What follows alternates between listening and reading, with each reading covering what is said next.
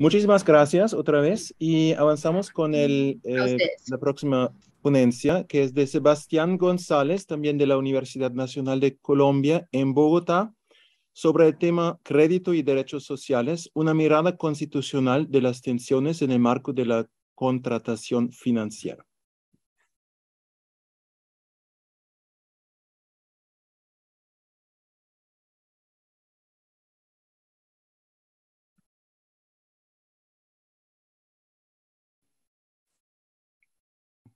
Bueno, buenos días para todos y para todas. ¿Me confirman si ahí ven mi pantalla? Sí, sí, todo bien. Vale, perfecto. Muchísimas gracias entonces al profesor Mijael Estrova por la invitación. Trataré en la medida de lo posible de ser respetuoso con el tiempo de la exposición. Bien, mi ponencia se titula Crédito y Derechos Sociales, una mirada constitucional de las tensiones en el marco de la contratación financiera. Abordaré entonces eh, el siguiente plan de trabajo. Eh, Iniciaremos pues, a hablar un poco sobre la constitucionalización del derecho privado, luego pues sobre las implicaciones de que los derechos sociales y el crédito se den en una economía social de mercado como la colombiana, eh, y para finalmente ya dilucidar esos escenarios de tensión entre el crédito y los DESC en el marco de la contratación con entidades financieras. Bien, entonces no quisiera pues, detenerme mucho acá, pero pues es fundamental siempre que hablamos de derechos sociales iniciar aquí por la constitucionalización del derecho privado, que digamos tiene dos formas de entendimiento. Una primera podría ser como una intromisión del derecho constitucional, de la Constitución, de los derechos fundamentales en las esferas de prevalencia tradicionales de la autonomía privada de la voluntad. Pues, por ejemplo, pues, contratos, obligaciones, seguros también. Estas son esferas donde tradicionalmente la autonomía privada de la voluntad tiene una cierta prevalencia y digamos que casi que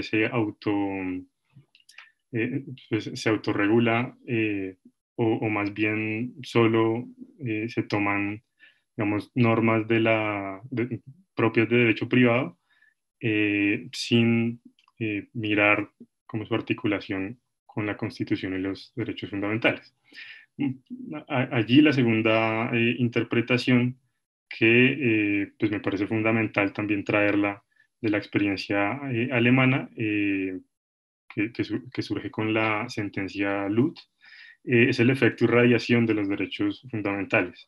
Y la sentencia Luth dice una cosa pues muy importante, y es que ninguna disposición de derecho privado puede interpretarse contra ese orden objetivo de valores que es la ley fundamental alemana.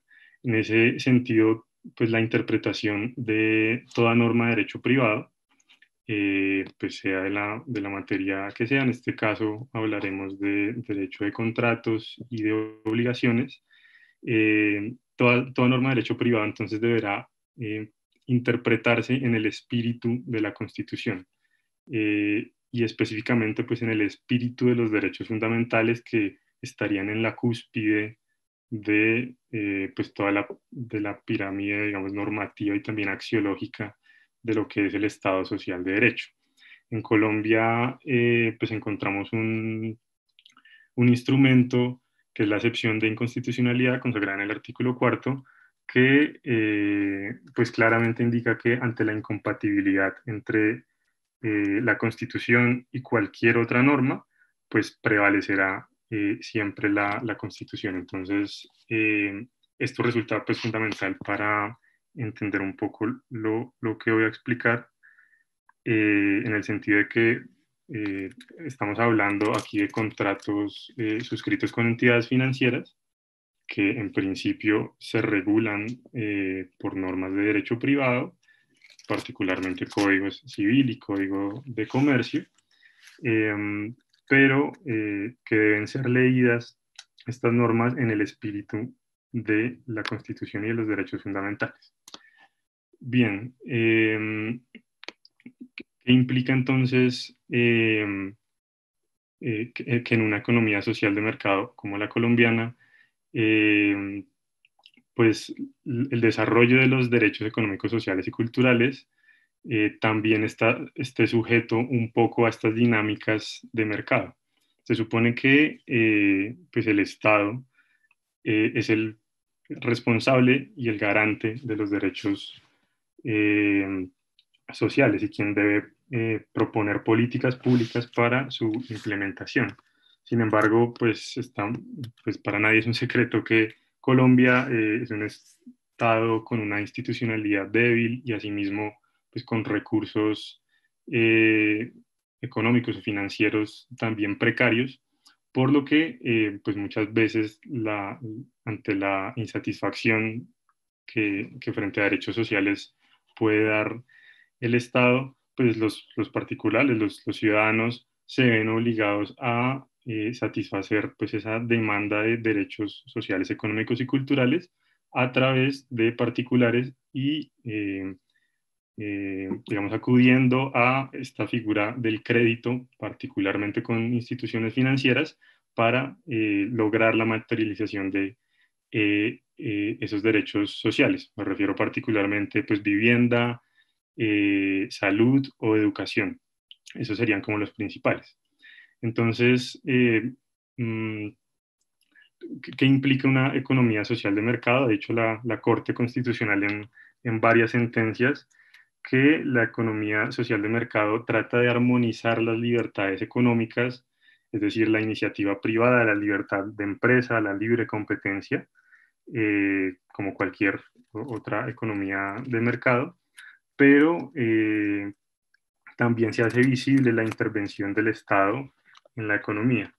En esta sentencia, la C263 del 2013, dice la Corte Constitucional en una frase que me parece pues muy importante y tal vez como para citar, que la economía social de mercado implica la confluencia, de un lado, de la mano invisible del mercado, de la teoría clásica de la economía, pero de otro lado, el brazo visible, firme y decidido del Estado para corregir las desigualdades que pues, el mismo mercado pueda, pueda tener.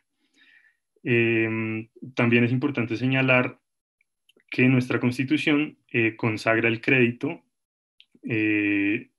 como bien público, o más bien ese es el entendimiento que quisiéramos pues plantear acá, que el crédito como bien público debería ser, digamos, cualquier ciudadano debería poder acceder en igualdad de condiciones a ese crédito como bien público. Esto se encuentra sustentado pues, en el artículo 64, que habla principalmente de los campesinos y trabajadores agrarios y de que el Estado tiene el deber de promover la progresiva propiedad sobre la tierra, pero asimismo otorgar créditos, educación y otros pues bienes sociales al campo. Y el artículo 335, también de nuestra Constitución, que indica que las actividades financiera, bursátil, aseguradora y cualquier otra relacionada pues, con este tema de captación de recursos, son libres, pero digamos que también el Estado interviene allí y se promoverá, dice este artículo, la democratización del crédito para que pues, sea accesible a todos los ciudadanos. Esta es una cita del profesor Robert Alexy, que en su libro de teoría de los derechos fundamentales, pues define qué es un derecho social fundamental, que me permito leer.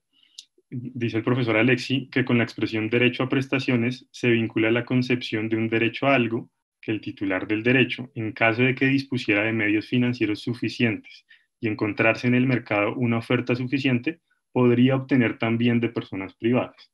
Esto para reforzar la idea de que si bien en un principio los derechos sociales pues deben ser garantizados por el Estado, estos derechos en tanto son pues, derechos de una prestación a algo, vivienda, educación, salud, reitero, también el mercado podría llegar a ofrecerlo y las personas pues podrían llegar a demandarlo por parte del mercado.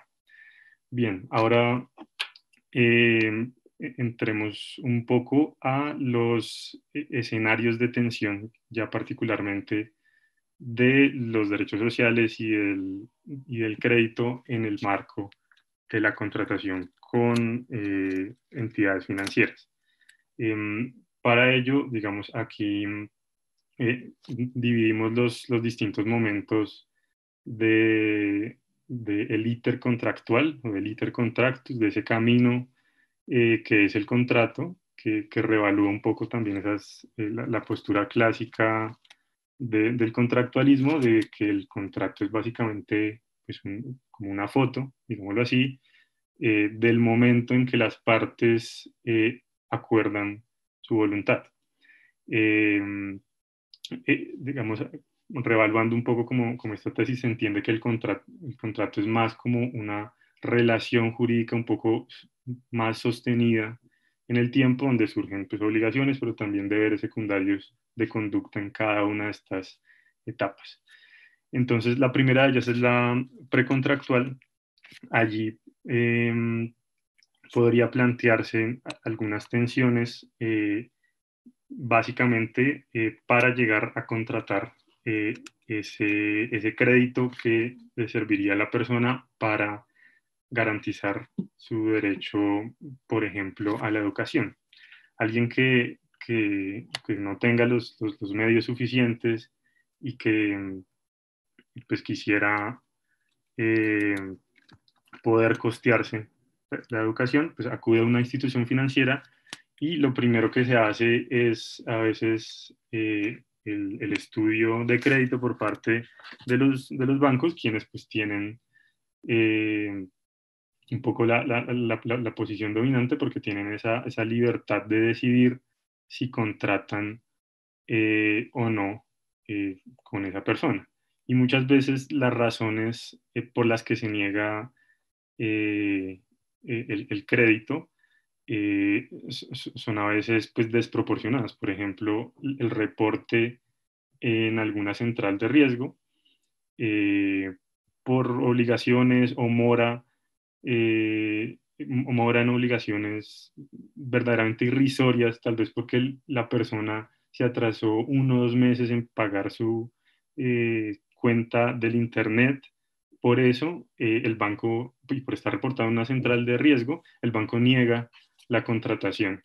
Esto, pues, llevaría a preguntarnos, ¿es razonable y proporcional denegar pues este servicio que permitiría a esa persona pues, acceder de pronto a una educación superior y de calidad porque pues, dejó de pagar un par de meses sus obligaciones, que de verdad en la cuantía a veces pues, es muchas veces irrisoria.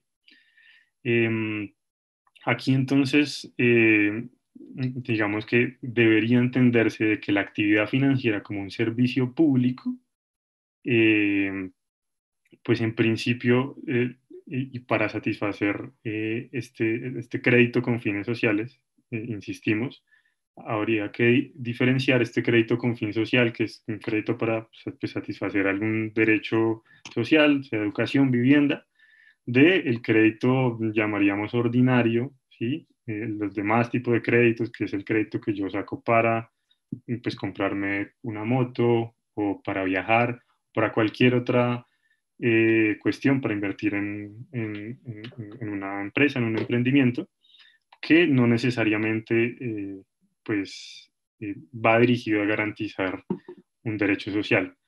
Lo que planteamos aquí es que pues, cuando ese crédito se dirija justamente a eso, a garantizar un derecho social, pues la entidad financiera debería estar obligada a contratar y la denegación debe ser excepcional y solo por razones objetivas, razonables y proporcionales. Eh, Les doy bueno, un ejemplo tal vez.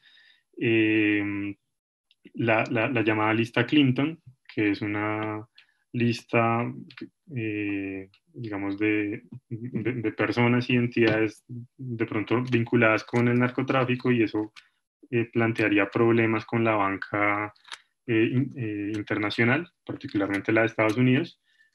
Si una persona, por ejemplo, pues va a solicitar un crédito pero aparece en esta famosa lista Clinton, pues claramente eso sería una razón objetiva y razonable eh, por la que a la entidad no se le podría, digamos, obligar a contratar.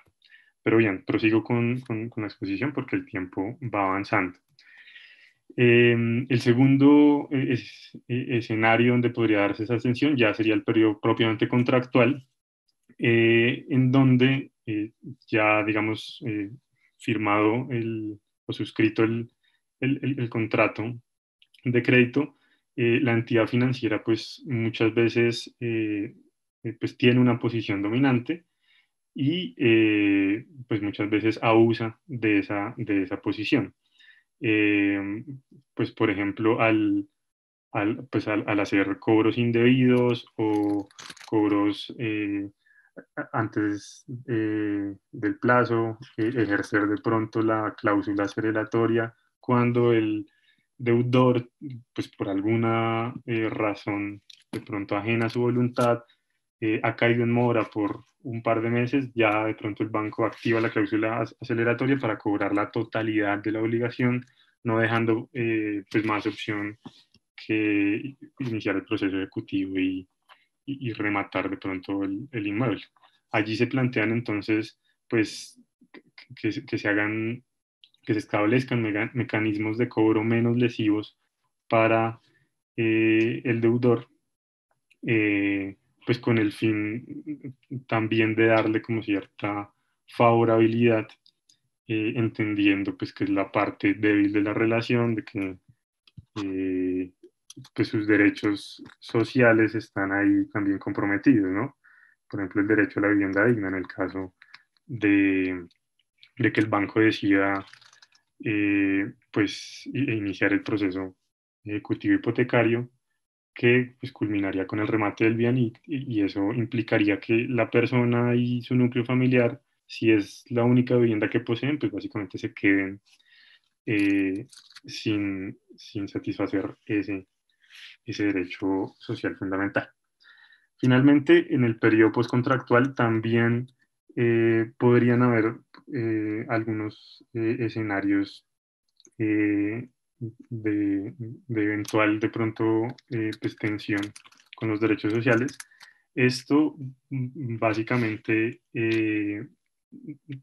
respecto del reporte a las centrales de información financiera, el reporte negativo, que en últimas lo que lleva es a la denegación desproporcionada de servicios financieros y ahí vemos como pues todo es un poco un círculo vicioso, ¿no? Porque, por ejemplo, a veces por error, a veces porque unos intereses mínimos quedaron pendientes, las entidades financieras reportan a, a sus deudores, quienes luego pues podrían querer nuevamente acceder a un crédito, tal vez para satisfacer algún otro derecho social, y pues no es posible en tanto pues están reportadas.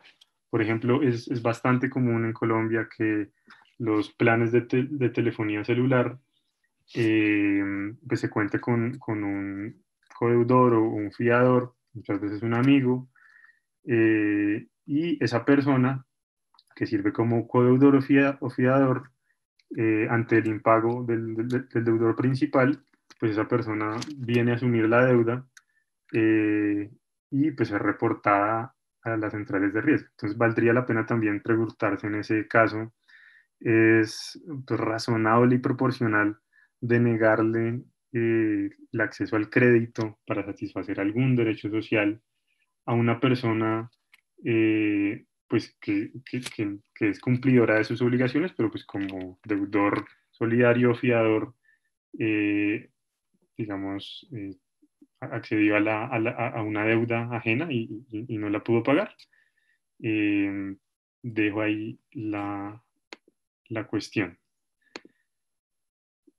Bien, ya pues finalmente, ¿cuáles serían como algunas de las propuestas a las que la política pública del Estado para garantizar el acceso al crédito con fines sociales, insisto, pues podría desarrollar?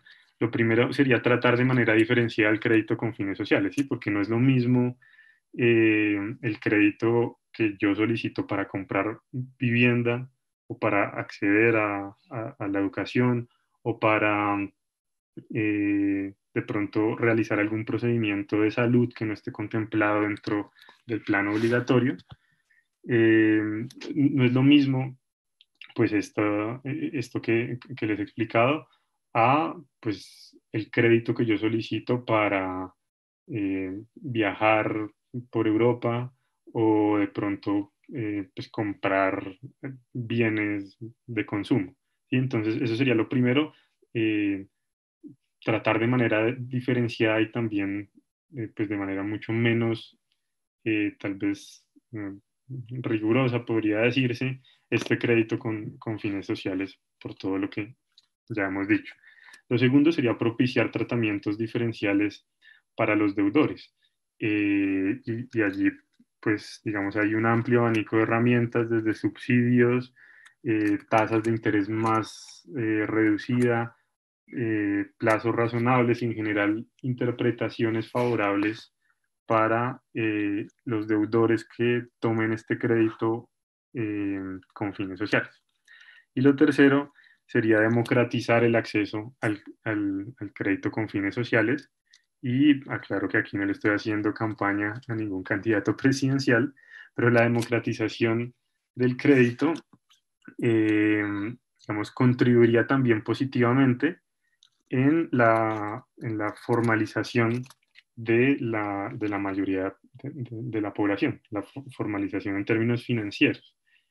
Hoy en día, y bueno, con la pandemia aumentó un poco los niveles de formalización y bancarización de los colombianos, pero en términos comparados en América Latina, Colombia es uno de los países que más bajo, pues, digamos, tasa de bancarización tiene la gente. ¿Y esto qué dificultades implica? Pues que la gente no puede acceder a un crédito con el sector financiero, con el sector formal, y muchas veces se ve obligada a pues tomar estos préstamos en el sector informal, lo que popularmente llamamos como gota a gota acá en Colombia, que pues son particulares, obviamente ejerciendo actividades ilícitas e ilegales, que se aprovechan de la necesidad de la gente para hacer estos préstamos con intereses altísimos que superan ampliamente la tasa de usura, por ejemplo. Bien, y ya para concluir, eh, podríamos señalar que, pues como quedó dicho, la satisfacción de los derechos sociales podría obtenerse también del mercado, pero esto no desconoce que siguen siendo obligaciones estatales y el Estado pues no puede relevarse como de esa carga que la misma Constitución le impone. Lo segundo es que el crédito es un servicio público y el entendimiento que desde el grupo GIAES quisiéramos darle eh, es que sea tratado como tal, como un servicio y como un bien público. Esto relativiza un poco el principio de autonomía privada en tanto implica ciertos límites en la contratación para las entidades financieras. Y finalmente, pues reitero lo último que acaba de señalar, y es que en el otorgamiento de crédito con fines sociales, pues es necesario propiciar tratamientos diferenciales y favorables a los deudores para así, en últimas, materializar el Estado social de derecho y los derechos sociales fundamentales. Creo que con eso culminaría. Muchas gracias a todos por su atención y quedo pues atentos a cualquier observación, pregunta, si las hay. Muchas gracias a Sebastián González por esta ponencia. ¿Hay preguntas de parte de los participantes?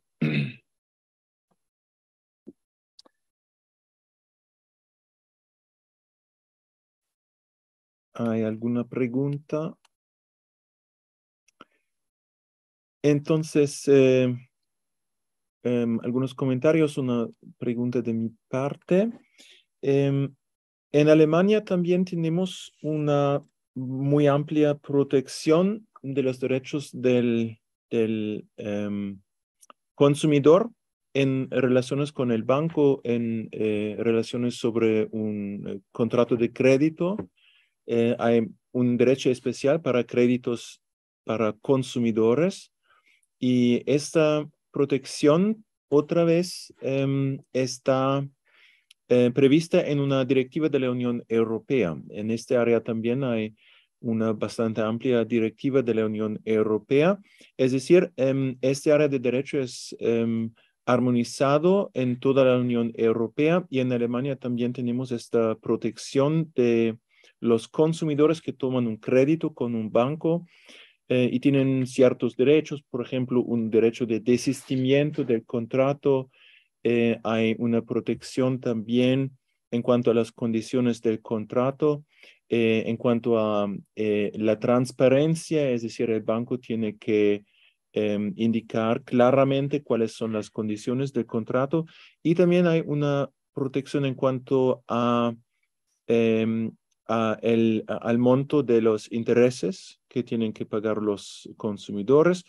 Y pues incluso antes de estas regulaciones especiales había una protección mediante la cláusula general del parágrafo 138 que dice que es nulo un negocio que contraviene las buenas costumbres y había una jurisprudencia muy amplia del Tribunal Supremo alemán que, por ejemplo, intereses demasiado excesivamente altos son nulos. Se trata entonces de un negocio nulo. Y también hay una protección bastante amplia del fiador, de la persona que entra en un contrato de fianza. Si esta persona se encuentra en una situación económicamente, estructuralmente más débil que el banco, que es la regla, al menos con consumidores, entonces también hay una protección mediante esta cláusula general del parágrafo 138 del Código Civil. em, Bajo ciertas condiciones, si la aceptación de la fianza es el resultado de una desigualdad contractual estructural, entonces está nula esta fianza. Entonces tenemos esta muy amplia protección y esta última regla también es el resultado del efecto indirecto frente a terceros de los derechos fundamentales, porque ese es el resultado de el efecto de irradiación del derecho a la libre, autonomía privada, ¿sí? Que está protegida mediante esta jurisprudencia en favor del fiador. Tengo entendido que en Colombia estas reglas especiales para protección de consumidores que son tomadores de crédito o también de fiadores que entran en un contrato de fianza no existen en Colombia. ¿Es correcto eso? Sí, profesor, es correcto. No, en Colombia no hay pues ese nivel de protección que usted bien señala. Sin embargo, pues tenemos dos normas que son el Estatuto del Consumidor y el Estatuto del Consumidor Financiero también, que da como algunas garantías para la protección de los derechos del consumidor financiero y la vigilancia a las entidades financieras. Pero como tal, no existe esa disposición del Código Civil alemán, del BGB, sobre, por ejemplo, que es nulo el contrato que pues esté en contravía de las buenas costumbres, que fue el fundamento de esa sentencia famosa del caso de la fianza del Tribunal Superior alemán. Sí, muchas gracias. Y hay otra pregunta de Guillermo Castro, creo que es de Guillermo Castro.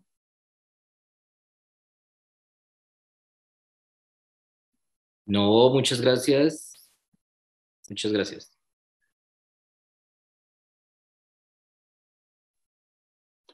No, no había pregunta. Bueno, hay otras preguntas.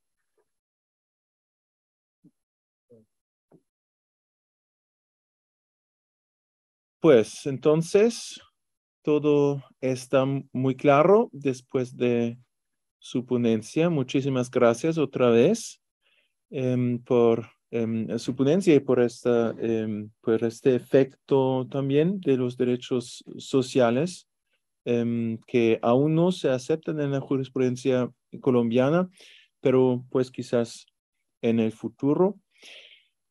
Entonces, muchísimas gracias otra vez a Sebastián González y con eso ya terminamos nuestro seminario de Derecho Civil y pues por fin quiero agradecer otra vez a sobre todo todos los ponentes del seminario. Muchísimas gracias por sus excelentes y muy interesantes ponencias que realizaron dentro del seminario.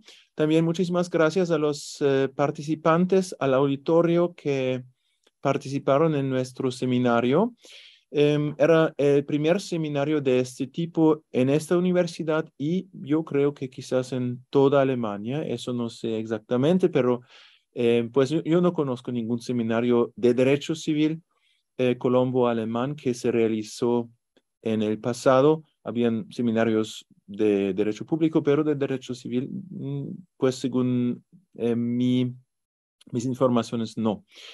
Y espero que podamos continuar con este concepto de un seminario conjunto, quizás en el próximo año, uno de los próximos años, en un formato presencial, pues hay posibilidades de pedir un apoyo financiero con organizaciones para estudiantes colombianos para viajar a Alemania, para realizar un seminario presencial. Eso sería un proyecto para el futuro. Pero hoy terminamos el seminario y otra vez muchísimas gracias a todos los ponentes, a todos los participantes. Les deseo una feliz noche en Alemania y una feliz tarde en Colombia. Hasta muy pronto.